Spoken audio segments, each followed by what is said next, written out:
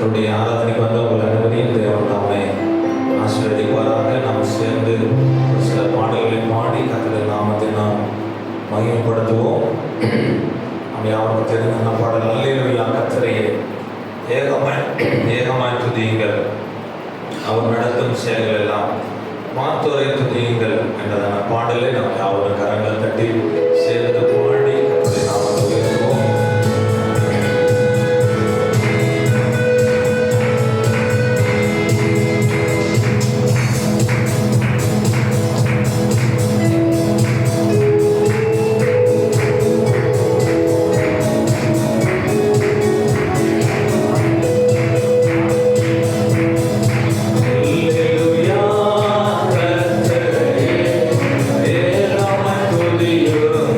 Yeah.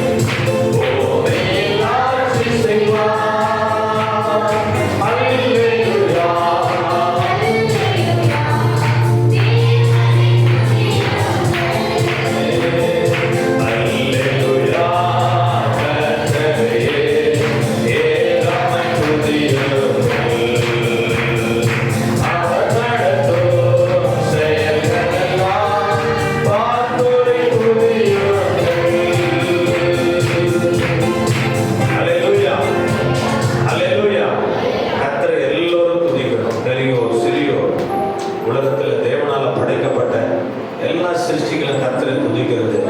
நீங்களும் நானும் கர்த்தரை துதிக்கும்படியா அவருடைய ஆலயத்தில் நாம் வந்திருக்கிறோம்.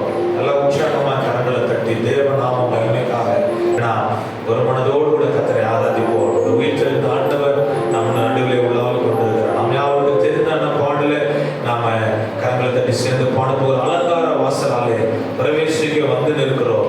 தெய்வ வீட்டின் நன்மையினாலே நிரம்பிட வந்திருக்கிறோம். நமக்கு பாட்டுக்கால் தேவையில்லை, பாட்டு புத்தகமும் தேவை. எல்லாருக்கும் தேவையான பாடல் நல்ல ஆவியோடு விடுதலையோடு கூட சேர்ந்து நல்ல கரங்களை தட்டி நாம் சேர்ந்து பாடுவோம். நம்மளுடைய நாம மகிமைப்படுவதாக. அல்லேலூயா.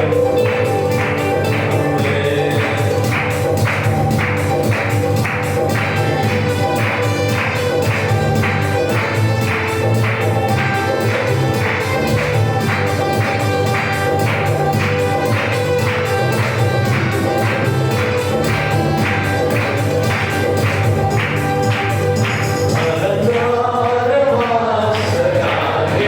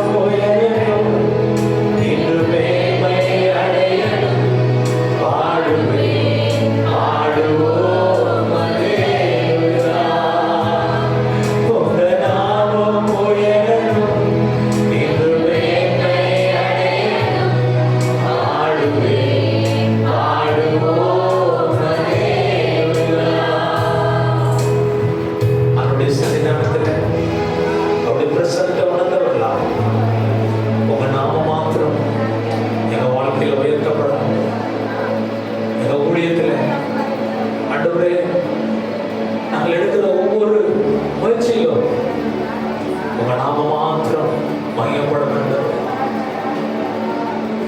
உங்க நாம மகிமைக்காக நீங்க தெரிந்து கொள்ளுங்க. எகிப்தின் அடிமைத்தனத்திலிருந்து இஸ்ரவேல் ஜனங்களை ஆண்டவரே நீர் விடுதலையாக்கினது, சத்துருக்கள் கையிலிருந்து அவர்களை தப்புவித்தது உங்க நாம மகிமைக்காக ஆண்டவரே. எங்களை இன்றைக்கு ரட்சித்திருக்கிறேன், உங்க மேன்மைக்காக ஆண்டவரே எங்களை அழைத்திருக்கிறேன். உங்களுடைய நாமத்தை தொடர்ந்து நாங்கள் உயர்த்த ஆராதிக்க தேவன் நமக்கு கிருபை தரும்படியாக கர்த்தருடைய நாமத்திற்கு மகிமையுண்டாவதாக. இந்த Saint Thomas Evangelical Church of இந்தியாவுடைய ஞாயிறு ஆராதனைக்கு வந்த உங்கள் அனைவரையும் கர்த்தர் தாமே ஆசீர்வதிப்பாராக. அல்லேலூயா. நம்முடைய சபைக்காகவும் ஊழியத்திற்காகவும் அநேகர் ஜெபித்து கொண்டிருக்கிறார்கள். நம்மை நேசிக்கிறவர்கள் இருக்கிறாங்க. கர்த்தர் அதற்காக நான் ஆண்டவரை துதிக்கிறேன். இந்த கிங்ஸ் ஹாஸ்பிட்டல் பக்கத்தில் ஆண்டவர் நமக்கு ஒரு ஊழியத்தை கொடுத்துருக்கிறார். நம்ம ஆண்டவர் வல்லமையாக எடுத்து பயன்படுத்தும்படியாக தொடர்ந்து ஜெபம் பண்ணி கொள்ளுங்க. அநேக அற்புதங்களை கர்த்தர் நம்முடைய வாழ்க்கையில் செய்கிறார். அல்லேலூயா. அதற்கு நம்ம காரணம் ஆண்டவர் நம்ம இப்போது உறுதியாக பிடித்துக் கொள்ள வேண்டும். அதனால தான் சில நல்ல சாட்சிகள் நம்ம கேட்கிறோம். எந்த நெருக்கத்தில் நம்ம கடந்து போனாலும் கர்த்தர் நம்மோடு கூட இருக்கிறார். நாம் அவரை நாம் எப்போதும் உறுதியாக நாம் பற்றி கொள்ள வேண்டும் என்பது தேவனுடைய விருப்பமாக இருக்கிறது. இன்றைக்கு கூட ஆண்டவருடைய வார்த்தைக்கு நேராக நம்ம கடந்து செல்லுவோம். வேதத்தை எடுத்துக்கொள்வோம். யோசுவாவினுடைய புத்தகம் 14வது அதிகாரம் 11வது வசனத்தை யாராவது நீங்க சத்தமா வாசிக்க முடியாது கேட்டுக்கொள்கிறேன்.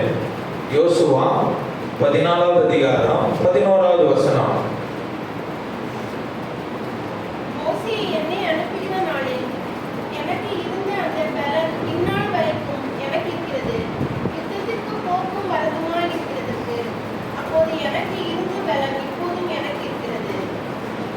மோசே என்னை அனுப்புகிற நாளில் எனக்கு இருந்த அந்த பலன் இந்நாள் வரைக்கும் எனக்கு இருக்கிறது.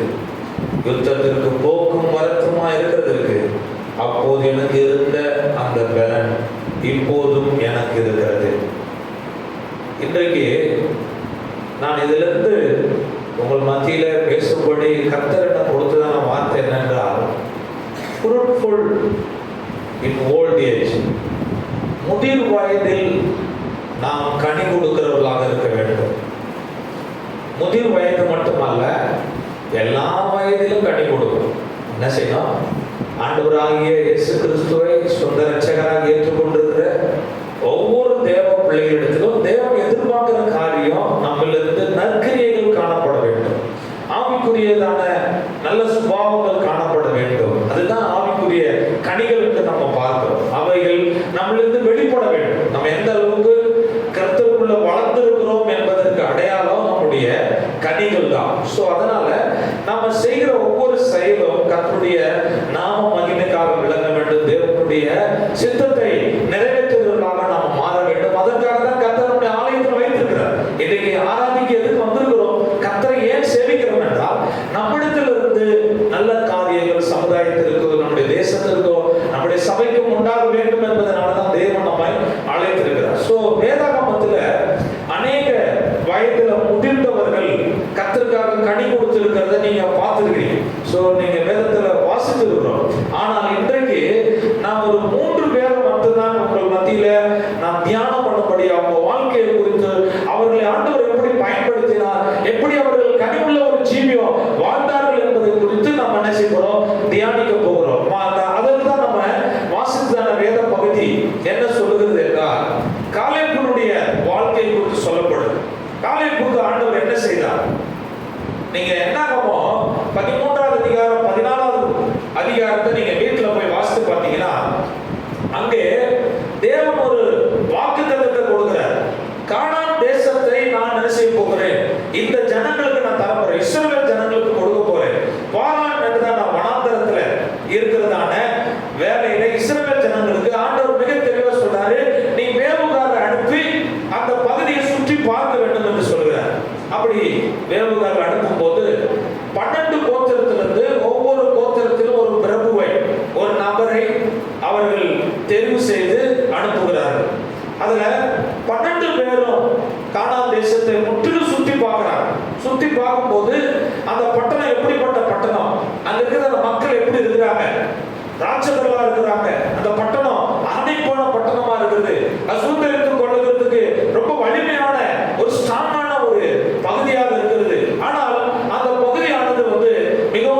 செழிப்பா இருந்தது, மிகவும் ஆசீர்வாதமா இருந்தது. ஸோ இப்போ இவங்க 12 பேர் ரிப்போர்ட் கொடுக்கறதுக்காக மோசே இடத்துல வரும்போது 10 பிரபுக்கள் அங்கே அவிசுவாசமா பேசினார்கள். நல்ல தேசம் தான், ஆண்டவர் வாக்குத்தத்தம் பண்ணப்பட்டதான தேசத்தை நாம போய் பார்த்தபோது அது மிகவும் அர்ப்பணிப்பான பட்டணம் தான். ஆனால் அதை சுதந்திரித்துக் கொள்ள நம்மால முடியாது.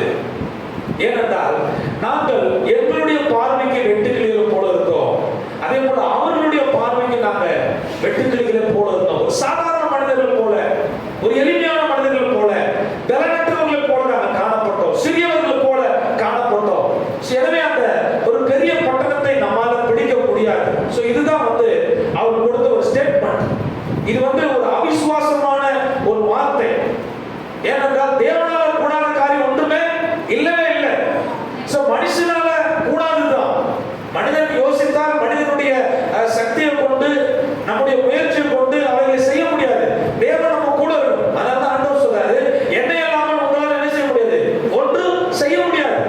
அதே ஜனம் ஒரு நேரம் ஆண்டவர் சொன்னாரு, இந்த 10 பேரும் அதே சமயத்துல அங்க அவிசுவாசப்பட்ட ஜனங்களும் எங்க போக முடியாது, இந்த கானான் தேசத்துக்கு போக முடியாது என்று சொன்ன போது அங்கே ஒரு குரூப் அவங்க எழும்பி நாங்க போய் அந்த தேசத்தை என்ன செய்வோம், சுதந்திரிப்போம் என்று சொல்லி அவர்கள் தானாகவே சுயமாகவே முயற்சி செய்து போக ஆரம்பித்தார்கள். ஆனா என்ன நடந்தது கேட்டீங்கன்னா, அவர்கள் தோல்வியை கண்டார்கள்.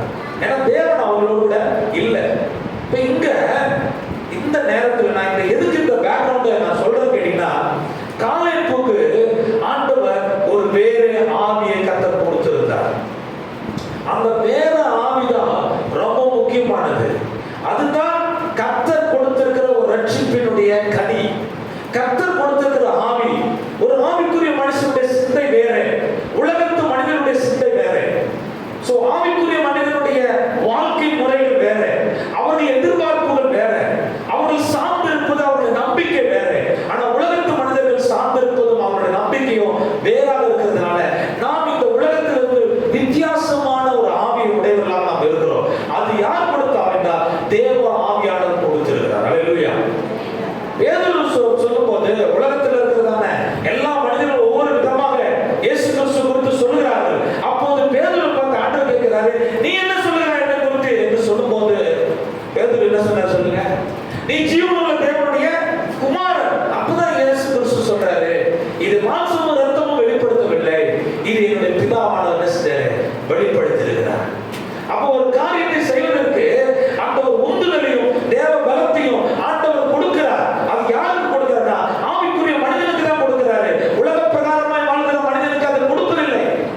அவர்கள் எல்லாம் யூதர்கள் தான் வேவு பார்க்க போனவர்கள். ஆனா கர்த்தருடைய ஆவி அவர்களுக்குள்ள இல்லை, கர்த்தருடைய சிந்தை இல்லை, கர்த்தர் செய்வார் என்றதான விசுவாசம் அவர்களுக்குள்ள இல்லை. ஆனால் காலேபு அப்படிப்பட்ட நபர் கிடையாது. காலேபுக்குள்ள கர்த்தர் வேற ஆவியை கொடுத்திருந்தார். அந்த வேற ஆவியை ஆண்டவர் கொடுத்திருந்ததுனால அவர் விசுவாசத்துல உறுதியா இருந்தார். கர்த்தர் கொடுத்த வார்த்தையின் மேல அவர் நம்பிக்கையோடு கூட இருந்தார். புரியுதுங்களா? அது மட்டும் இல்ல, காலேபு குறித்து சொல்லும் போது ஆண்டவர் சொன்னாரு, உத்தமனாய் என்னை பின்பற்றினார், உத்தமமாய் என்னை பின்பற்றினார். கர்த்தருக்கு பயந்து நடந்தார் காலேபு. இந்த யோசுவாவும் காலேபு மட்டும்தான் ஆண்டவரை உத்தமமாய் பின்பற்றினார். தேவனுடைய சிந்தையை அறிந்தார்கள். தேவனுடைய திட்டத்திற்கு மிக சப்போர்ட்டா நின்றவர் யாருன்னா இந்த யோசுவாவும் காலேபு தான். அதனால தான் ஆண்டவர் சொன்னாரு, 20 வயதுல இருந்து அதுக்கு மேல் உள்ளதான வயது உள்ளவர்கள் எல்லாரையும் நான் இந்த வனாந்தரத்துல அவர்களை அவங்க வாழ்க்கை முடிந்து விடும். அவர்கள் கானான் தேசத்துக்கு போவதில்லை. ஆனால் யோசுவாவும் காலேபும் என்றால் அந்த கானான் தேசத்துக்கு அவர்கள் சுதந்திரித்துக் கொள்வார்கள். அதற்கு பின்னாடி சிறு வயதாக எந்த பிள்ளைகள் தவிப்பார்கள் என்று யாரை சொன்னார்களோ அந்த பிள்ளைகள் வாக்குத்தத்தம் பண்ணப்பட்டதான பகுதியை சுதந்திரிப்பார்கள் என்று சொல்லி ஆண்டவர் வாக்குத்தத்தம் கொடுத்திருந்தார். இது எப்ப கொடுத்தார் கேட்டீங்கன்னா, காலேபுக்கு அன்றைக்கு வயது 40 வயதா இருக்கும் போது ஆண்டவர் கொடுத்தார். அப்ப இப்போ யோசுவா 14வது அதிகாரத்துல அவங்களுக்கு வேண்டியதான பங்கை பங்கிடுகிறார்கள். பங்கெடுக்கிறாங்க, ஒவ்வொரு கோத்திரத்துக்கும் கொடுக்கிறார்கள். 2.5 கோத்திரம் யோர்தானுடைய அப்புறத்தில் இருக்கிறவங்களுக்கு கொடுத்துட்டார்கள். 9.5 கோத்திரத்துக்கு பாகத்தை பிரிக்கும் போது ஆண்டவரை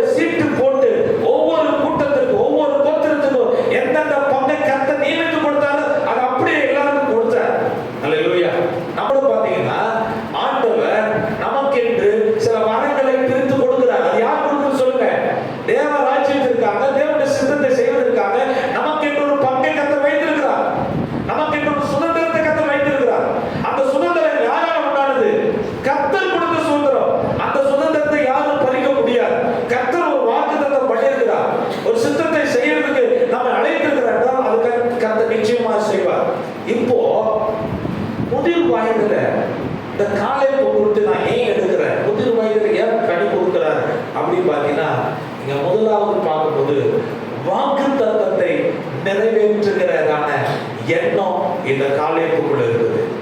40வது வயதில் ஆண்டவர் சொன்னாரு, இந்த காலேபுக்கு அவனுடைய சந்ததிக்கு இந்த மலை தேசத்தை நான் தருவேன் என்று சொன்னார்.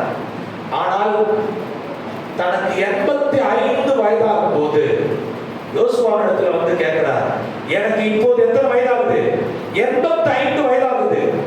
நான் முதிர் வயதுள்ளவனாக இருக்கிறேன். ஆனால் அவர் சொல்றாரு, அன்றைக்கு 40 வயதா இருக்கும் போது மோசே என்னை அனுப்பும் போது இருந்ததான அதே பலன் எனக்குள்ள இன்றைக்கு இருக்குது. அல்லேலூயா. என் பலன் குறுகி போகவில்லை. அப்படின்னா என்ன அர்த்தம் கேட்டீங்கன்னா, அவருக்குள்ள இந்த விசுவாசம், அவருக்குள்ள இந்த கர்த்தர் மேல பற்றுதல், ஆரம்ப காலத்துல ரட்சிக்கப்பட்ட காலத்துல இருந்த அதே விசுவாசம், அதே பக்தியும், ஆண்டவரை தேடின ஆவிக்குரிய வாழ்க்கையில காணப்பட்டதான உற்சாகம் அவருக்கு குறைந்து போகவே இல்லை. அல்லேலூயா. நம்ம எந்த காலத்திலும் எவ்வளவு வயதானாலும் நமக்கு பலன் குறுகி போகக்கூடாது. அல்லேலூயா. விசுவாசம் குன்றி போகக்கூடாது. இன்னைக்கு நம்ம நினைக்கிறோம், இந்த உலகத்து மனிதர்கள் என்ன நினைக்கிறாங்கன்னா, 85 வயது ஆகிவிட்டது என்றால் இனி என்ன செய்யணும்? ரிட்டையர்ட் ஆயிட்டோம், இனி எந்த ஒரு வேலையும் கிடையாது, நம்ம ஏதாவது பென்ஷன் வாங்கி என்ன செய்வோம்? சாப்பிடுவோம், நமக்கு வேலை இல்லை, எல்லா ரெஸ்பான்சிபிலிட்டி நம்ம முடிச்சிட்டோம், அதனால சும்மா இருப்போம் என்று சொல்லி நம்ம நினைக்கிறோம். முதிர் வயது உள்ளவர்கள் நாம் கவனிக்க வேண்டிய காரியம் என்னவென்றால், எல்லா நேரங்களிலும் கனி கொடுக்கிறதுக்காக கர்த்தர் நம்மை அழைத்திருக்கிறார். அல்லேலூயா. நீங்க சோர்ந்து போய் உட்கார்றதுக்காக கர்த்தர் உங்களுக்கு ரெஸ்ட் ஆண்டவர் கொடுக்கவில்லை. அல்லேலூயா. தேவன் ஒவ்வொருவருக்கும் ஒரு நோக்கத்தையும் திட்டத்தையும் வைத்திருக்கிறார். காலங்கள் கடந்து போய்விட்டது. காலேபுக்கு வாக்குத்தத்தம் கொடுத்து 45 வருடங்கள் கடந்து விட்டது.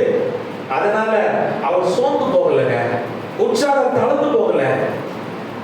அவர் முன்பு இருந்த அதே பலத்தோடு கூட சொல்றாரு, எனக்கு இருந்த மோசே அனுப்பும் போது இருந்ததான அதே பலன் இன்றைக்கும் எனக்கு இருக்குது. எத்தனை பேர் சொல்றீங்க, நான் சிறு வயதுல இருந்த அதே பலன் எனக்குள்ள இருக்குது? அல்லேலூயா.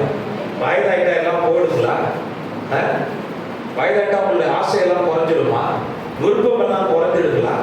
வயதானவர்களே சம்பந்தம், நீங்க ஹாஸ்பிட்டலுக்கு போய் பார்த்தீங்கன்னா டாக்டர் சொல்லுவாங்க, நீங்க முட்டி வலிக்குன்னு சொல்லுவாங்க. வயதானவங்க உடம்பெல்லாம் வலிக்குன்னு சொல்லும் போது டாக்டர் என்ன சொல்லுவாங்க தெரியுமா? வயது எத்தனை கேட்பாங்க. வயது எத்தனை கேட்ட உடனே உன்னுடைய வயது நிமித்தம் இது வலிக்குதான் செய்யும் சொல்லிட்டு அனுப்பிட்டாங்கன்னா அந்த வியாதிஸ்தர் எப்படி இருப்பாங்க? அந்த முதிர் வயது உள்ளவங்க என்ன நினைப்பாங்க? அவங்களுக்கு என்ன செய்யணும்? விசாரிக்கணும். கண்டிப்பா உங்களுக்கு முட்டு வலிக்கும், உங்களுக்கு கை கால் வலி இருக்குது, இந்த மாத்திரையை போடுங்க, சரியாயிடும். அப்போதான் அவங்களுக்கு என்ன வரும்? எனக்கு சரீரம் வேலை கிடைக்கும், அது ஒரு என்ன வரும். இல்லை என்றால் என்ன ஒதுக்குறார்கள். இந்த மருத்துவமனையில போனா என்ன கவனிக்க மாட்டாங்க. எல்லா காரியத்திலும், எல்லா இடங்களிலும், எல்லா நேரங்களிலும் நமக்கு வேண்டிய எல்லா உணர்வுகளும் வாலிபர்களுக்கு எப்படி இருக்குதோ அதே முதிர் வயது உள்ளவர்களுக்கு இருக்குது. இருக்குதா இல்லைங்களா? உங்கள் அனைவருக்கும் இருக்குது. இந்த செய்தியை கேட்கிற எல்லாருக்கும் சொல்றேன், அவர்களும் நம்மை போலதான் எல்லா காரியங்களிலும் அவர் ஈடுபடுவார்கள். அப்படி இருக்கும் போது அவர்களுக்கு வேண்டியதான எல்லா செயல்களும் பயன்படுத்த வேண்டும். சில நேரங்களில் அதனால அவங்க சோர்ந்து போய் ஈவன் அவருடைய செய்கிறதான வேலையை, அன்றாட வேலையை கூட செய்யாதபடிக்கு தடப்படும். அந்த அளவுக்கு டிப்ரெஷன் உண்டாகும். எனவே நாம் சமுதாயத்துல எல்லா வயதினர்களும் கனி கொடுக்கிறதுக்காக கர்த்தர் ஆலயத்தில் வைத்திருக்கிறார். அல்லேலூயா. ஒரு பாஸ்டர் சொன்னாராம், எங்க சர்ச்சில் எப்போதும் வாலிபர்களாக வேண்டும், வாலிபர் மட்டும் ஆலயத்துல வேண்டும் என்று விரும்பினார்.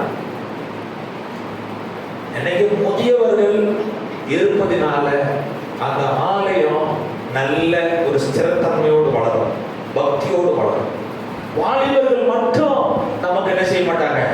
ஒரு ஸ்திரத்தன்மையை கொடுக்க மாட்டாங்க, பக்தியை கொடுக்க மாட்டாங்க. வாலிபர்கள் கொண்டு சில காரியத்தை செய்யலாம். நம்முடைய சபையில கூட பாத்தீங்கன்னா ஒரு டீம் வாலிபர்கள் எடுத்துருக்கிறோம். அவர்கள் என்ன செய்யறாங்க?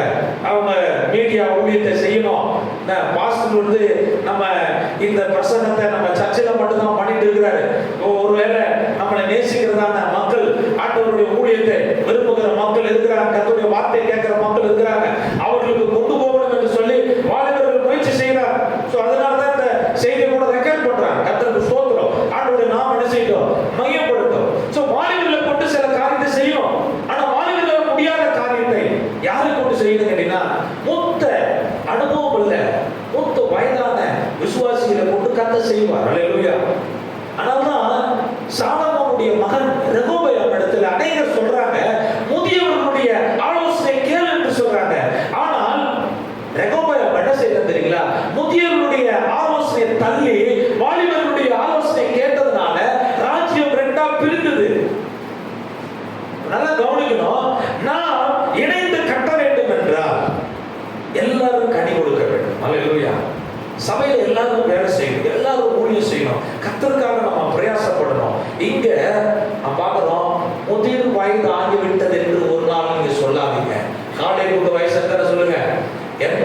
வயதுல அவர் பலன் இருக்குது என்று சொன்னார். நீங்க சங்கீதக்காரன் 92:15 சொல்லுகிறாரு, முதிர் வயதிலும் அவர்கள் கனி தந்து புஷ்டியுமா இருப்பார்கள். அல்லேலூயா. முதிர் வயதிலும் நீதிமான் அவங்க எத்தனை வயதானாலும் அவர்கள் எப்போதும் புஷ்டியும் செழிப்புமாக அவர்கள் இருப்பார்கள் என்று சொல்லப்படும். மோசேக்கு வயசு எத்தனை?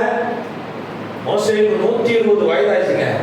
கண்ணு என்ன செய்யல, அவர் இருளடைந்து போகவில்லை, அவர் பலன் குன்றி போகவில்லை. கர்த்தர் அவருக்குள்ளே பலன் கொடுத்தார். 80 வயதில் அழைக்கும் போது சொல்லுகிறார், நான் திக்கு வாயனா இருக்கிறேன், வந்த நாவலா இருக்கிறேன், என்ன போய் இந்த ஊழியத்துக்காக அழைக்கிறேன் என்று சொல்லி கேட்ட போது ஆண்டவர் சொன்னாரு, உனக்கு இருக்கிற இந்த பலத்தோடு வாப்பா, இந்த வயதோடு வாப்பா. கர்த்தர் உன்னை அழைக்கிறாரு. 40 ஆண்டு காலங்கள் இஸ்ரவேல் ஜனங்களை வழிநடத்துறதுக்காக கர்த்தர் 80வது வயதுல கர்த்தர் அழைத்த தெய்வம். அவருடைய மரண பரியந்தம் அவர் சொல்றாரு, பலன் குறுகி போகவில்லை அவருக்கு. அல்லேலூயா. அந்த தெய்வத்தை தான் நம்ம ஆராதிக்கிறோம். அல்லேலூயா. நம்முடைய மனதில ஒரு நாளும் வயதாகிட்டு இருந்த ஃபீல் நமக்கு வரக்கூடாது. அல்லேலூயா.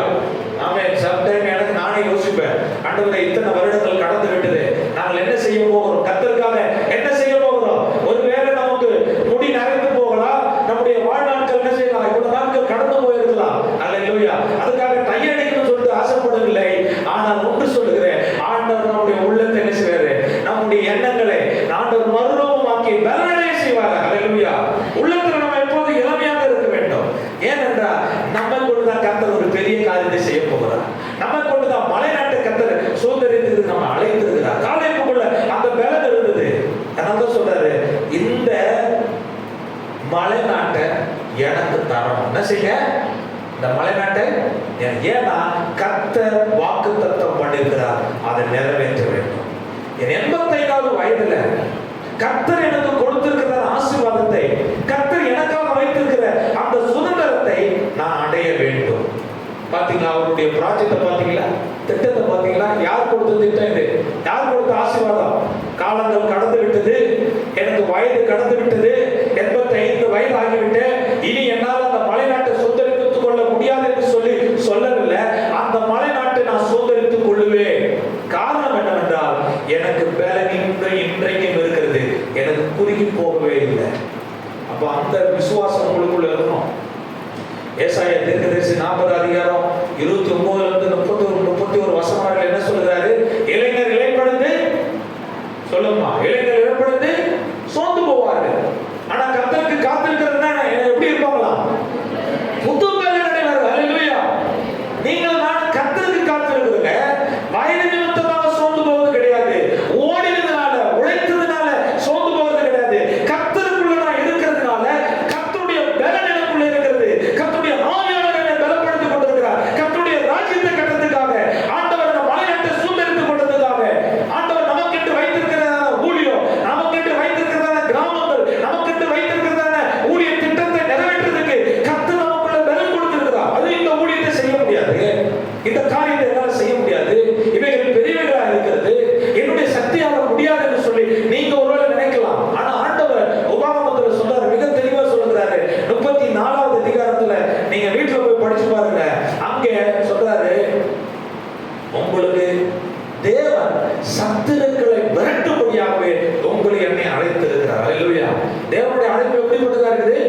சத்துருக்களை விரட்டுறதுக்காக அழைத்திருக்கிறார். அப்போ அந்த மலைநாடு எப்படி இருக்கு தெரியுங்களா? மலைநாட்டுல ஏனாக்கியர்கள் இருக்கிறாங்க, கானானியர்கள் இருக்கிறாங்க, ராட்சதர்கள் இருக்கிறாங்க. அதை எப்படி நான் சுதந்திரித்துக் கொள்ள முடியும்? அங்க பெரிய பெரிய ராட்சதர்கள் இருக்கிறாங்க, மலைநாடாக இருக்கிறது. சுதந்திரித்துக் கொள்ள எங்களால முடியாது. அவர்களாம் வலிமை உள்ளவர்கள். ஆனால் காலேபு சொல்றாரு, கர்த்தர் நீர் என்னோடு கூட இருந்தால் இந்த சத்துருக்களை நான் விரட்டுவேன். அல்லேலூயா. கர்த்தர் எனக்காக வைத்திருக்கிற எபிரோனை நான் சுதந்திரித்துக் கொள்வேன், என்னுடைய சந்ததிக்கு அதை கொடுப்பேன் என்றதான அந்த பக்தி, விசுவாசம், அந்த வைராக்கியத்துல அந்த மலைநாட்டை சுதந்திரித்துக் கொண்டார். அல்லேலூயா. எத்தனை சத்துருக்கள் இருந்தாலும், எவ்வளவு போராட்டம் இருந்தாலும் கர்த்தர் நமக்கு வாக்குத்தத்தம் கொடுத்திருக்கிறார். பூமி எங்கோ புறப்பட்டு போய் அவருடைய ஊழியத்தை செய்ய வேண்டும். அல்லேலூயா. பூமியை சுதந்திரிக்க வேண்டும். கர்த்தர் நமக்கு கட்டளை கொடுத்திருக்கிறார், அவருடைய ஊழியத்தை செய்ய வேண்டும். கிராமங்களை ஆண்டவருக்கு நேராக கொண்டு வருவதற்கு கர்த்தர் நமக்கு வாக்குத்தத்தம் கொடுத்திருக்கிறார்.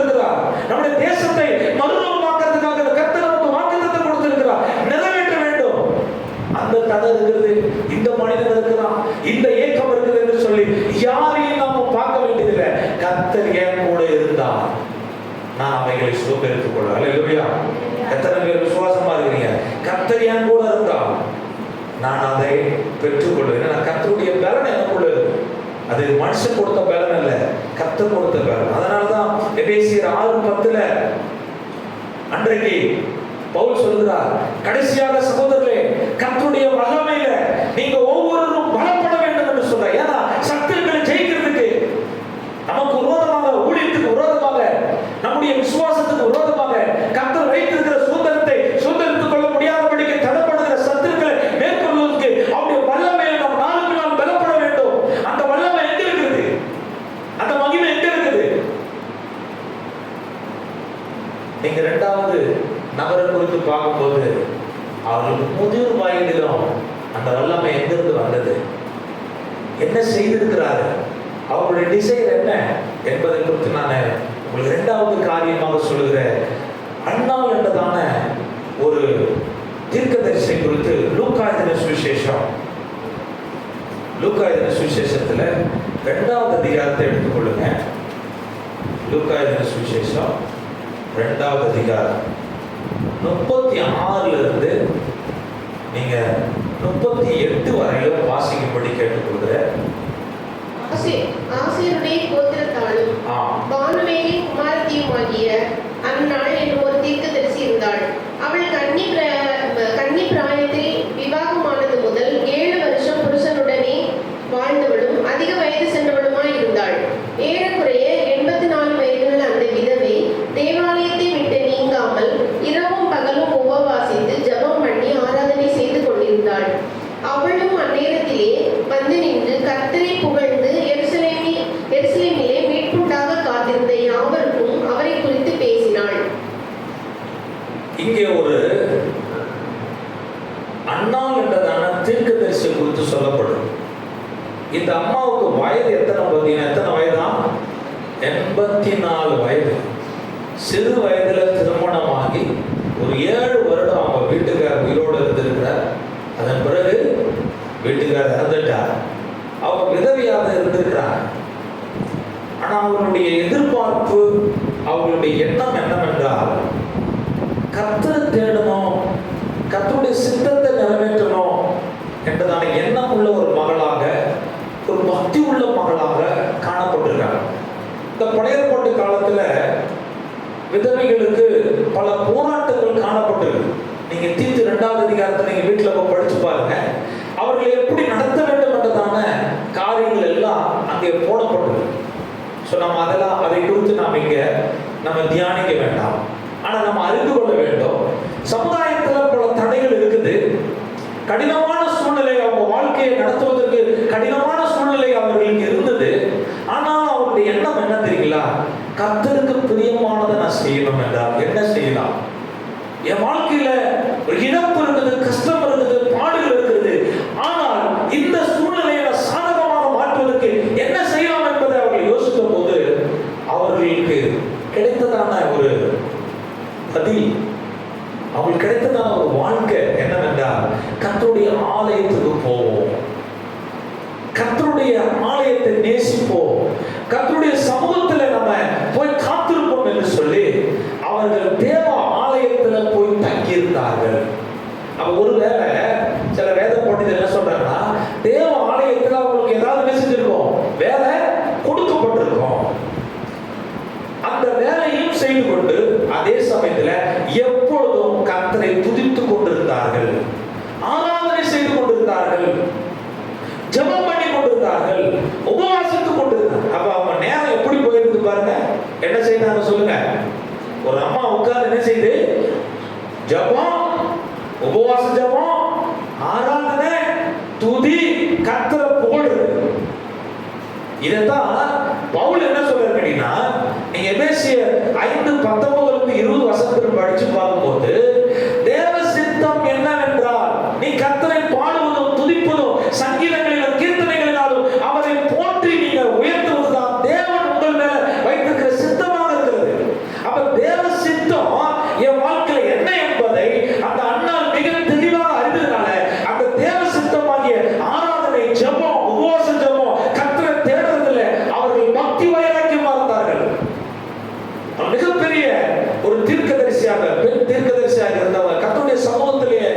அவர்கள் தன்னுடைய நேரத்தை செலவழித்தவர்கள். எத்தனை மணி நேரம் ஜெபித்திருப்பாங்கன்னு தெரியாது, எத்தனை மணி நேரம் அவர்கள் ஊழியம் செய்தார்கள் என்று தெரியாது. ஆனால் இரவும் பகலாக, பைபிள் சொல்றது இரவும் பகலாக அவர்கள் ஜெபிக்கிறவர்களாக இருந்தாங்க. உங்க வாழ்க்கையில என் வாழ்க்கையிலும் கர்த்தர் கனிவுள்ள ஒரு ஜீவியத்தை நமக்கு கொடுக்க வேண்டும் என்றால் நாம செய்ய வேண்டிய காரியம் இந்த கடைசி நாட்களில் இரவும் பகலும் கர்த்தருடைய வேதத்தை நேசிக்கிறவர்களாக, ஜெபத்தை நேசிக்கிறவர்களாக, ஆராதனையை துதிக்கிறவர்களாக நாம் மாறும்போதுதான் கர்த்தருடைய ஆசீர்வாதத்தை நம்முடைய வாழ்க்கையில பார்க்க முடியும். எத்தனை பேர் விசுவாசிக்கிறீங்க? இதை நீங்க செய்து பாருங்க. உங்க ஆசீர்வாதத்தை யாரும் தடை பண்ண முடியாது. உங்களுக்கு என்று ஒரு நோக்கத்தை கர்த்தர் வைத்திருக்கிறார். அந்த அன்னாளை குறித்து கர்த்தர் ஒரு திட்டத்தை வைத்திருந்தார். அந்த திட்டத்தை ஆண்டவர் நிறைவேற்றுறதுக்கு கர்த்தருடைய சமூகத்தை அவர்கள் தேர்ந்தெடுத்தார். இன்றைக்கு உங்க நேரம் எப்படி போகுது பாருங்க. இது முதிர் வயதுள்ளவனா முதிர் வயதுக்கு மட்டும் நான் சொல்லல, வாலிபர்கள் உங்களுக்கு நான் சொல்லுகிறேன். உங்க நேரத்தை நீங்க எப்படி கழிக்கிறீங்க? விசுவாச பிள்ளைகள் அனைவருக்கும் இந்த செய்தியை உங்களுக்கு நான் வைக்கிறேன். ஜெபம், ஜெபத்திற்கு பதில் ஜெபம் தான். ஜெபம் எதற்காக நாம பண்ணுகிறோம்? தேவனோடு உறவாடுவதற்காக. தேவனுக்கும் எனக்கும் இருக்கிறதான ஐக்கியம், ஒரு உரையாடல், ஒரு உறவு பெருகணும். ஆராதனை எதற்காக ஆராதனை பண்ணுகிறோம்? கர்த்தரை நாம புகழ்கிறோம், அவர் செய்த நன்மைகளை நாம சொல்லுகிறோம், துதிக்கிறோம். ஏன்னா பைபிள் சொல்லுது, இந்த ஜனத்தை எனக்கு ஏற்படுத்தின இவர்கள் கர்த்தரை துதிப்பார்கள். ஆண்டவரை போற்றுவதற்காக, புகழ்வதற்காக, தேவனை உயர்த்துவதற்காக நம்மை ஆண்டவர் அழைத்திருக்கிறார். அல்லேலூயா. பரலோக ராஜ்யத்தில் போய் நம்ம என்ன செய்ய போறோம் சொல்லுங்க? தேவதூதர்கள் என்ன செய்யறாங்க? தேவதூதர்கள் என்ன செஞ்சுட்டு இருக்காங்க? கர்த்தரை ஆராதிக்கிறார். சேனையின் கர்த்தர் பரிசுத்தர் பரிசுத்தர் என்று தேவனுடைய சித்தத்தை செய்கிறார்கள். சோ நீங்களும் நானும் பரலோக ராஜ்யத்துக்கு போவோம் என்றால் நம்முடைய வேலை என்னவாக இருக்கும் என்றால் கர்த்தரை ஆராதிப்பதுதான் நம்முடைய பிரதான வேலையாக இருக்கும். அப்ப இந்த நாட்களில சர்ச்சில் வந்துதான் ஆராதிக்கணும் இல்ல, நீங்களே தனி ஜெபத்துல கர்த்தரை ஆராதிக்க வேண்டும். அல்லேலூயா. கர்த்தரை உயர்த்த வேண்டும். எத்தனை பேர் உயர்த்துவது? கர்த்தரை பாடுறீங்க? எத்தனை பேர் நம்ம சபைகளில கண்களை மூடி உண்மையாய் ஒப்பு கொடுத்து கர்த்தரை ஆராதிக்கிறோம்? நம்முடைய உருக்கத்தோடு கூட உள்ளத்தின் ஆழத்திலிருந்து எப்படி நம்ம ஆராதிக்கிறோம்? பவுல் ரோமர் 2:12 மிக தெளிவாக சொல்றார், உள்ள ஆவி ஆத்தும சரீரத்தை ஜீவ பலியா ஒப்பு கொடுத்து கர்த்தரை நாம ஆராதிக்க வேண்டும். இப்ப நம்முடைய ஆராதனை அப்படி இருக்கணும். ஆண்டவர் புகழணும், உள்ளத்திலிருந்து புகழ வேண்டும், இருதயத்திலிருந்து புகழ வேண்டும், முழு பலத்தோடு கூட கர்த்தரிடத்தில் நாம சேர வேண்டும் என்று கர்த்தர் விரும்புகிறார். ஆராதனை அந்த அம்மா வந்து பார்த்தீங்கன்னா ஆராதனையிலும் ஜெபத்திலும் கர்த்தரை புகழ்ற காரியத்திலும் அவர்கள் மிகவும் தெளிவாக, வயது அதிகமா இருந்தாலும் அவர் செய்ய வேண்டியதை அவர் கண்டினியூவா செய்து கொண்டே இருந்தார்கள். நீங்க பாத்தீங்கன்னா அன்றைக்கு தேவாலயத்துக்கு இயேசு கிறிஸ்துவை கொண்டு வந்திருக்கிறார். இயேசு கிறிஸ்துவை சிமியோன் என்றதான தேவ மனுஷன் அந்த பிள்ளையை வாங்கி சிமியோன் ஆண்டவராக இயேசு கிறிஸ்துவை குறித்து தேவன் வைத்த திட்டத்தை எல்லாம் தீர்க்கதரிசனம் உரைத்துக் கொண்டிருக்கிறார். அந்த நேரத்தில், ஏற்ற நேரத்தில் அவர்களோடு இணைந்து கொள்வதற்காக அன்னாளை கர்த்தருடைய ஆவியான ஏவினார். அவளும் அங்கே வந்திருந்தார். வந்திருந்து என்ன செய்யறாங்க கேட்டீங்கன்னா, கர்த்தரை என்ன செஞ்சாங்க? அவங்க துதித்தார்கள். சொல்லப்படுகிறது 38வது வசனத்தை நீங்க படிச்சு பார்க்கும்போது, அவளும் அந்நேரத்தில் வந்து நின்று கர்த்தரை புகழ்ந்து, யாருக்காக கர்த்தரை புகழ்ந்தாங்க? இயேசு கிறிஸ்து இந்த உலகத்துல உலக ரட்சகர், மத்தியஸ்தர். அவர் எல்லாமே இந்த உலகத்துக்கு ரட்சிப்பு கிடையாது.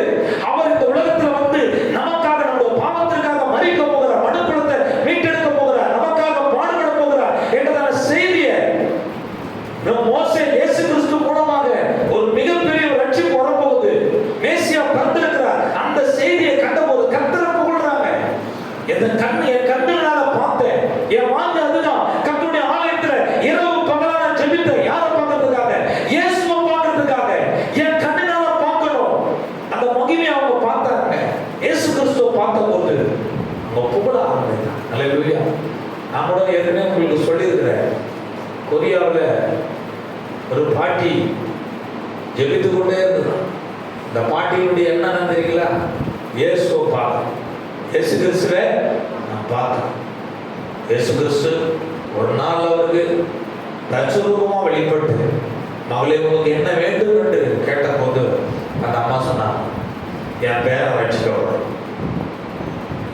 ரட்சிக்கப்படணும், என் பேரை ரட்சிக்கப்படணும்.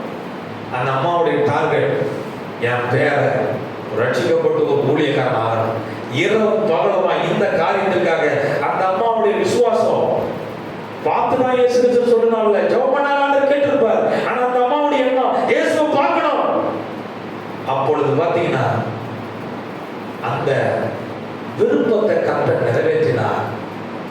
ஒரு நாள் வந்தது, குடிகாரனா இருந்ததானே அந்த தாயாருடைய பேரன் ரட்சிக்கப்பட்டான். இந்த குடிகாரனை கர்த்தர் தொட்டு தென் கொரியாவில் ஒரு மிகப்பெரிய ஊழியத்தை செய்கிற ஊழியக்காரராக கர்த்தர் மாற்றிருக்கிறார். அல்லேலூயா சொல்லுவோமா? உன்னுடைய வாஞ்சை என்னவாக இருக்குது? கர்த்தரை தேடுறதுக்கு வாஞ்சை வந்தது, ஜெபிக்கிறதுக்கு எனக்கு வாஞ்சை வந்திருக்குது, அவரை புகழ்வதற்கு எனக்கு வாஞ்சை வந்திருக்குது, கர்த்தருடைய ஆலயத்துக்கு போவோம் என்று சொன்னவனே உற்சாகமான ஓடி வந்தேன். எத்தனை பேர் உற்சாகமா ஓடி வந்தீங்க? 8 மணிக்கு ஆராதனைக்கு பாஸ்ட் மட்டும் தான் வந்திருக்கிறோம். இங்க இருக்கிற தம்பிங்க மட்டும் தான் வந்திருக்கிறாங்க. 8 மணிக்கு ஆராதனைக்கு கர்த்தருடைய ஆலயத்துக்கு வரவில்லை என்றால் அப்ப என்ன அர்த்தம் கேட்டீங்கன்னா, நீங்க சனிக்கிழமை ஆயத்தப்படவில்லை. சனிக்கிழமையே உங்களை ஆயத்தப்படுத்துற காரியத்தை நீங்க ரெடி பண்ணவில்லை.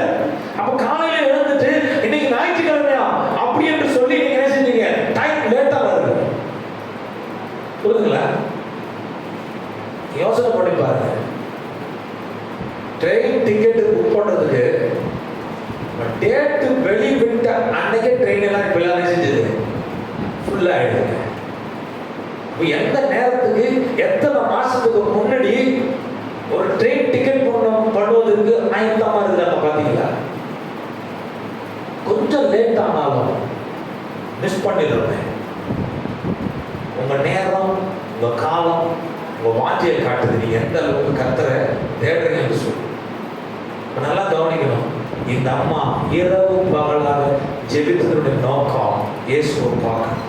இயேசுவை பார்த்தபோது அவர்கள் போல்னு சொல்றாங்க, எருசலேமே மீட்புண்டாக காத்திருந்த யாவருக்கும் அவரை குறித்து பேசினார். யாரை குறித்து பேசினாங்க? அவங்களுடைய வார்த்தை என்ன தெரியல, இயேசுவை குறித்து பேசினார்கள். அல்லேலூயா சொல்லுவா? இயேசுவை குறித்து பேசுங்க, இயேசு குறித்து பிரசங்கம், இயேசு குறித்து சாட்சி சொல்லணும். அப்போஸ்தலர் என்ன செய்றாங்க? எங்க போனாலும் இயேசு குறித்து தான் பேசுறாங்க. நீங்க யூடியூப்ல பேசினாலும் சரி, நீங்க எங்க பேசினாலும் சரி, யாரை குறித்து பேசணும்? இயேசு குறித்து பேசுங்க. தேவையில்லாத ஆட்களை குறித்து பேச வேண்டிய அவசியம் இல்லை. கலைகளை குறித்து பேச வேண்டிய அவசியம் இல்லை. நீ இயேசு குறித்து பேசினால் கலைகள் தன்னாலே போய்விடும். கலைகளுக்கு இடம் கிடையாது. நீ கலையை பிடுங்கணும் அவசியம் இல்லை. அது கர்த்தர் பார்த்து கொள்வார். நீ பேச வேண்டியது, விதைக்க வேண்டியது கர்த்தருடைய செய்தி தான். இயேசு ஏன் வந்தாரு? இயேசு குறித்து நீங்க பேசுங்க. அல்லேலூயா. அந்த அம்மா பேசுது, எருசலேமை கூட்டு பேசுது. நீ ஏசாயா 40ஆம் அதிகாரத்தில் 2ஆம் வசனத்தில் பார்க்கும்போது எருசலேம் ஜனங்களை பார்த்து அவங்க பேசினார்கள், சுவிசேஷத்தை பேசினார்கள். நீங்களும் நானும் சுவிசேஷத்தை அறிவிக்கிறதுக்காக, சுவிசேஷத்தை பிரசங்கிக்கிறதுக்காக கர்த்தர் அழைத்திருக்கிறார். அதுக்கு வயது ஒரு காரணம் அல்ல. நீங்க முதிர் வயதாக இருக்கிற நீங்க ஊழியம் செய்தா உங்களை யாரும் ஒன்றும் சொல்ல முடியாது. அல்லேலூயா. ஏன்னா உங்களுக்குள்ளதான் கர்த்தர் என்ன எதை கொடுத்திருக்காரு? பலனை கொடுத்திருக்காரு. எத்தனை பேர் விசுவாசிக்கிறீங்க? நான் இனிமேல் நான் ஊழியத்துக்கு போக போராட்டவர் எனக்குள்ளே கர்த்தர் பலனை கொடுத்திருக்காரு. ஆப்பிரிக்க தேசத்துல ஒரு அம்மா, வயதான அம்மா, அவங்களை குறித்து ஆப்பிரிக்காவில் மிஷினரியா போன ஒரு மிஷினரி ஒரு சாட்சி சொல்றாரு. இந்த வயதான பாட்டி கண்ணு தெரியாது, படிப்பும் வராது. கண்ணு தெரியாது, படிப்பும்.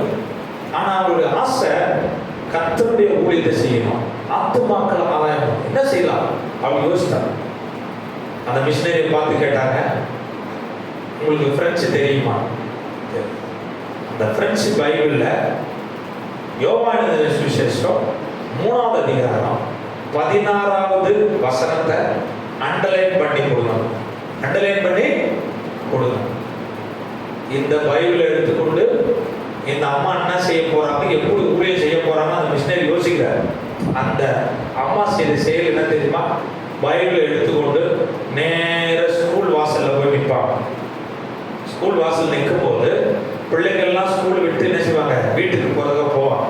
அப்ப இந்த தம்பிங்களை பிள்ளைங்க வருவங்களை கூப்பிட்டு, தம்பி எனக்கு கண்ணு தெரியலப்பா, எனக்கு ரோட்டை என்ன செய்யணும் கிராஸ் பண்ணி விடுன்னு சொல்லிட்டு அவங்களோட ரிக்வெஸ்ட் பண்ண உடனே இந்த உனக்கு பிரெஞ்சு தெரியுமாப்பான்னு கேட்பாங்களா ஒரு வார்த்தை, பிரெஞ்சு தெரியுமா? அந்த தம்பிங்க பிரெஞ்சு தெரியும்னு சொன்ன உடனே அந்த பைபிளில் யோவானை எடுப்பா 3:16 ஒரு வசனம் அண்டர்லைன் பண்ணியிருக்கோம், அதை எனக்கு படித்து சொல்லு பாருங்க. அவன் அதை படித்து சொல்லுவான். அதை படித்து சொல்லும்போது இது என்ன சொல்லுது தெரியுமான்னு சொல்லிட்டு இயேசு கிறிஸ்து செய்ததான அவர் கொடுத்த ரட்சிப்பை, அவர் வெளிப்படுத்தின அன்பை அன்னைக்கு சொல்லும்போது குறைந்தது பார்த்தீங்கன்னா 20 பேருக்கு மேல ரட்சிக்கப்பட்டு ஊழியக்காரர்களாக இந்த அம்மா மூலமாக எழுப்பப்பட்டார். நல்ல சொல்லுவான். அதே வயது முதிர் வயதிலும் கர்த்தரை குறித்து பேசுவோம், கர்த்தருடைய சுவிசேஷத்தை அறிவிக்கவும் கர்த்தர் நாம் அழைத்திருக்கிறார். அதுதான் தேவ சித்தம். புரியுதுங்களா? அந்த சித்தத்தை நிறைவேற்றின அந்த வாக்கியை நிறைவேற்றதுக்காக கர்த்தர் நம்மை அழைத்திருக்கிறார். அந்த அழைப்பை குறித்து தான் மூன்றாவதாக பவுல் சொல்லுகிறாரு, தரிசனத்தை நிறைவேற்ற வேண்டும். எனக்கு என்று கர்த்தர் ஒரு தரிசனத்தை கொடுக்கிறார். 2 தீமோத்தேயுல 4வது அதிகாரம் 7 8 வசனங்கள் வரை வாசிங்க. 2 தீமோத்தேயு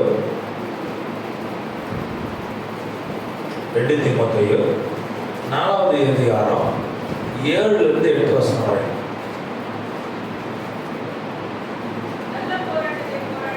நல்ல போராட்டத்தை போராடினேன், ஓட்டத்தை முடித்தேன், விசுவாசத்தை காத்துக்கொண்டேன். இது முதல் நீதியின் கிரீடம் எனக்காக வைக்கப்பட்டிருந்தது. நீதியுள்ள நியாயாதிபதியாகிய கர்த்தர் அந்நாளிலே அதை எனக்கு தந்தருளுவார். எனக்கு மாத்திரமல்ல, அவர் பிரசன்னமாகுதலை விரும்பும் யாவருக்கும் அதை தந்தருளுவார். இப்பொழுது பவுலுக்கு ஆண்டவர் ஒரு பிரதான ஊழியத்தை கர்த்தர் கொடுத்திருந்தார். இந்த ஊழியம், அந்த தரிசனம் என்னவென்றால், பிரஜாதிய ஜனங்களுக்கு சுவிசேஷத்தை கொண்டு போகணும். ஒரு காலத்தில் சபையை துன்புறுத்தின இந்த தேவ மனிதனை கர்த்தர் அப்போஸ்தலர் 9வது அதிகாரத்தில் ஆண்டவர் தொட ஆரம்பித்தார். அவர் ரட்சிப்பு அடைந்த போது, ஆண்டவருடைய சமூகத்தில் தன்னை ஒப்பு கொடுத்த போது, அவருக்குள்ள கொடுத்ததான அந்த தரிசனம் பிரஜாதி ஜனங்களுக்கு சுவிசேஷம் கொண்டு போகணும். அதை நிறைவேற்றவும் செய்தார். அப்படி நிறைவேற்றிட்டு அவருடைய முடிவு காலங்களை குறித்து அவர் யோசிக்கும் போது, வயது நிமித்தம் ஒரு பக்கம், அவருக்கு இருந்த பாடுகள், அவருக்கு இருந்த பிரச்சனை, அவருக்கு இருந்த கட்டுகள், அன்றைக்கு ரோம ராயர் அவரை சிறை பிடித்து வைத்திருக்கிறார். சீசர் அவரை எப்படியாவது தண்டனை கொடுக்கணும், கொலை செய்ய வேண்டும் என்று சொல்லி வகை தேடி கொண்டிருக்கிறார். இந்த காலகட்டத்தில் தான் உருவாக்கின, தான் பெற்றெடுத்த தீமோத்தேயுன்றதான ஒரு ஊழியனை, உடன் ஊழியனை எழுப்பியிருக்கிறார். அந்த உடன் ஊழியர் தான் வைத்து போகிறதான ஊழியத்தை செய்வதற்காக, தரிசனத்தை நிறைவேற்றதுக்காக, திட்டத்தை நிறைவேற்றதுக்காக அவர் சொல்லுகிற காரியம் என்ன தெரியுங்களா? அவர் தன்னுடைய காலம் குறுகி இருக்கிறது. நான் எங்கு போனாலும் எனக்கு கட்டுகளும் காவல்களும் இருக்குது, உபத்திரவம் இருக்குது. நான் எங்கு போனாலும் பரிசுத்த ஆவியினால இதை வெளிப்படுத்துகிறார். அதனால நான் ஒரு பானபடியாக வார்க்கப்பட போகிறேன். நான் இந்த உலகத்தை விட்டு பிரிந்து போக போகிறேன். அந்த காலம், அந்த நேரம் வந்திருக்கிறது. நான் ஒரு காரியத்தை சொல்லுகிறேன், நீ உனக்கென்று நியமித்திருக்கிற அந்த ஊழியத்தை நீ நிறைவேற்ற வேண்டும். தேவன் ஒரு ஊழியத்தை வைத்திருக்கிறார். நான் உனக்கு அதை கொடுத்திருக்கிறேன். நான் அதை உன்னிடத்தில் நான் அதை குறித்து நான் பேசியிருக்கிறேன். உனக்கென்று ஒரு ஊழியத்தை கர்த்தர் வைத்திருக்கிறார். அதை நிறைவேற்றணும். அதை நிறைவேற்றக்கூடாதபடிக்கு அநேக தடைகள் இருக்கிறது. யார் தடை தெரியுங்களா? ஊழியத்தை நிறைவேற்றுறதுக்கு யார் தடை தெரியுங்களா? பக்தியற்ற விசுவாசி தான் தடைங்க. அன்றைக்கு இயேசு கிறிஸ்துவை கொலை செய்தது யார்? பக்தி இல்லாத யூதர்கள். மார்க்கத்தை மட்டும் பிடித்துக் கொண்டு ஆண்டவருக்கு உண்மை இல்லாத ஜனங்களினால இயேசுவை கொலை செய்தார்கள். பவுலை யார் கொடுமைப்படுத்தினார்? யார் பாடுகளுக்குள்ளாக உட்படுத்தினார்? பக்தி இல்லாத மாயமற்ற ஜனங்களால் தான். வேற வெளியிலிருந்து யாரும் வரவில்லை. பக்தியற்ற ஒரு ஜனம், பக்தியற்றவர்களாக, மாய்மாலக்காரர்களாக இருக்கிறவர்களால சபை இன்றைக்கு உபத்திரவப்படுகிறது.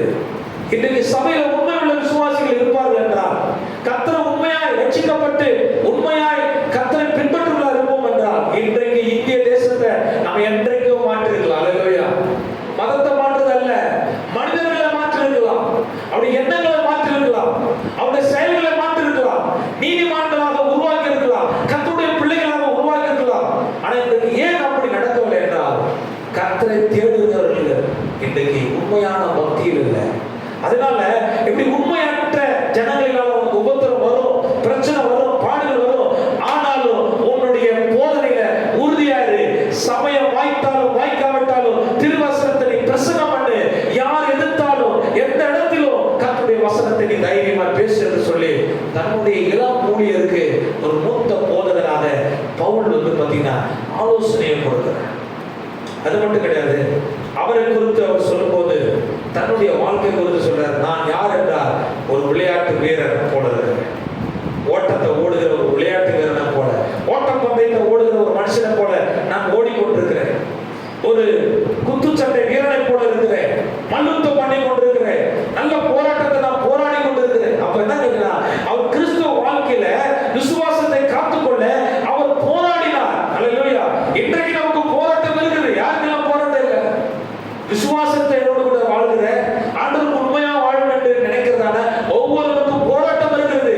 ஆனா அந்த போராட்டம் நம்மை விழ வைக்கிறதுல கிடையாது, நம்ம ஜெயிக்க வைக்கிறதுக்காக அந்த போராட்டத்தை கர்த்தர் நம்ம கொடுத்திருக்கிறார். அதனாலதான் அவர் சொன்னாரு, நல்ல போராட்டத்தை போராடினேன், ஓட்டத்தை முடித்தேன், இது விசுவாசத்தை காத்துக்கொண்டேன். விசுவாசத்தை காத்துக்கொள்ள வேண்டியதான மிக மிக முக்கியமான ஒரு தருணத்தில் நம்ம இருக்கோம். இன்றைக்கு கடைசி காலத்துல விசுவாசத்தை காண்பாரோ என்று இருக்கு. ரட்சிக்கப்பட்ட காலத்துல அந்த விசுவாசம் ஒரு நாள் தடுத்து போகக்கூடாது. பவுல் அப்போஸ்தலனுக்கு எந்த இடம் போனாலும் பல பிரச்சனைகள் வந்தது. ஆனா விசுவாச போராட்டம் வந்தது. விசுவாசத்தை விட்டு தூரம் போகவே இல்லை. நீங்கள் நானும் விசுவாசத்துல உறுதியா இருக்க கர்த்தர் நம்ம அழைத்திருக்கிறார். அது மட்டும் கிடையாது, அவர் எதிர்கால வாழ்க்கையை பார்த்தார். நான் நிறைவேற்றி நான் ஆசைப்பட்டது என்ன தெரியுங்களா? எப்படி ஒரு குத்துச்சண்டை வீரனுக்கு கிடைக்கிற ஒரு பரிசு போல, எப்படி ஓட்டப்பந்தயத்தை ஓடுகிறதான ஒரு ஒரு ஓட்டப்பந்தய வீரனுக்கு கிடைக்கிறதான பரிசு போல எனக்கென்று கர்த்தர் ஒரு பரிசு வைத்திருக்கிறார். அந்த பரிசு என்ன தெரியுங்களா? அந்த நாட்களில பூவால மாலை போடுவார்கள், ஒருவேளை பூவால கிரீடத்தை சூடுவார்கள். ஆனால் இங்கே இவர் சொல்கிறார், ஒரு வாடாத கிரீடத்தை கர்த்தர் எனக்காக வைத்திருக்கிறார். நல்ல போராட்டத்தை நான் போராடி இருக்கிறேன். என் வாழ்க்கையில ஒரு திருப்தி இருக்குது. எந்த இடத்துல நான் ஊழியம் செய்யணும், எந்த இடத்துல நான் கர்த்தருடைய சுவிசேஷத்தை அறிவிக்கணும், எந்த இடத்துல பாடுபடணும், அவமானப்படணும், எந்த இடத்துல நான் கஷ்டப்படணும், அதற்கு ஒரு பலனை கர்த்தர் வைத்திருக்கிறார். அது என்னவென்றால் எனக்கு என்று ஒரு எதிர்காலத்தை கர்த்தர் வைத்திருக்கிறார்.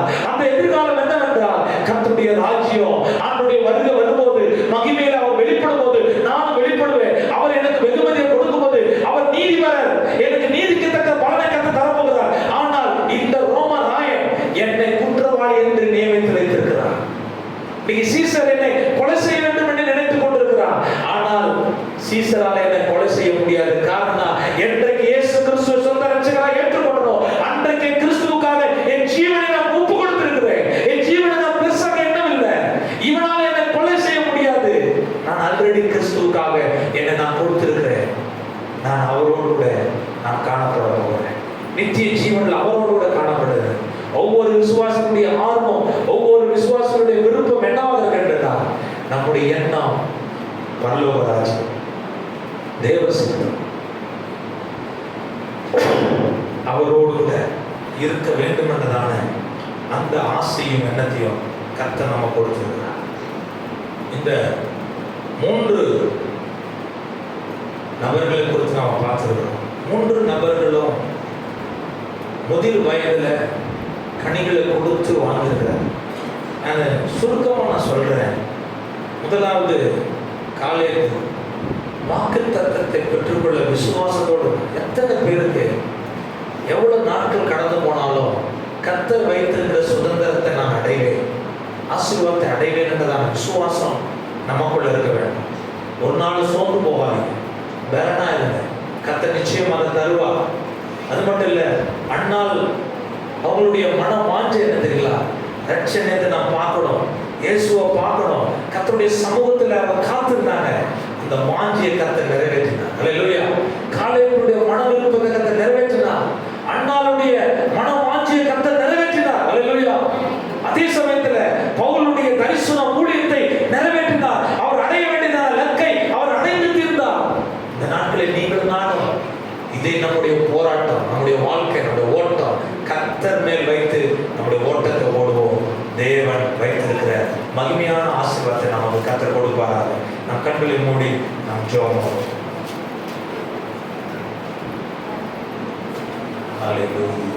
எல்லாரும் எழுந்து நின்று நம்முடைய சன்னிதானத்தில் முதிர் வயதில் கனி கொடுக்க வேண்டும். எல்லா வயதினரும் கனி கொடுக்க வேண்டும். எங்கள் மேல் ஆண்டவர் வைத்திருக்கிற விசுவாசம், நாங்கள் மேல் வைத்திருக்கிற விசுவாசம் கடினமான சூழ்நிலை வரும்போது ஆண்டவரே அதை ஆண்டவர் லெகுவாக மாற்ற கர்த்தர் கூட இருக்கிறார். கர்த்தரால கூடும், தேவனால கூடாது ஒன்றுமில்லை என்று சொல்லி விசுவாசத்தோடு நம் மலை நாட்டை சுதந்திரத்தது போல எங்களுக்கு என்று வைத்திருக்கிற ஊழியம், நாங்கள் செய்ய வேண்டியது என்று வைத்திருக்கிறதா திட்டங்கள் எல்லாவற்றையும் நிறைவேற்ற எங்களுக்கு தேவ பலனை கர்த்தர் நமக்கு கொடுக்க போகிறார். எல்லாரும் கரங்களை உயர்த்தி அவருடைய சன்னிதானத்தில் ஆண்டவரே நீர் கொடுத்திருக்கிற பலத்தை கொண்டு ஆண்டவரே பா நாங்கள் சத்துருக்களை மேற்கொள்வோம். பரிசுத்த ஆவியானவர் எங்களுக்குள்ளே வாசம் பண்ணுகிறேன். எங்களுக்குள்ளே ஒரு பலனை கொடுத்திருக்கிறேன் ஆண்டவர். எங்களுக்கு தெரியும் அரணிப்பான பட்டணம் ராட்சதர்கள் இருக்கிறார்கள், அமலேக்கியர்கள் இருக்கிறார்கள், கானானியர்கள் இருக்கிறார்கள். ஆனா கர்த்தர் என்னோடு கூட இருக்கிறார். அவைகளை மேற்கொள்ள எனக்கு வல்லமையை கர்த்தர் கொடுத்திருக்கிறார்.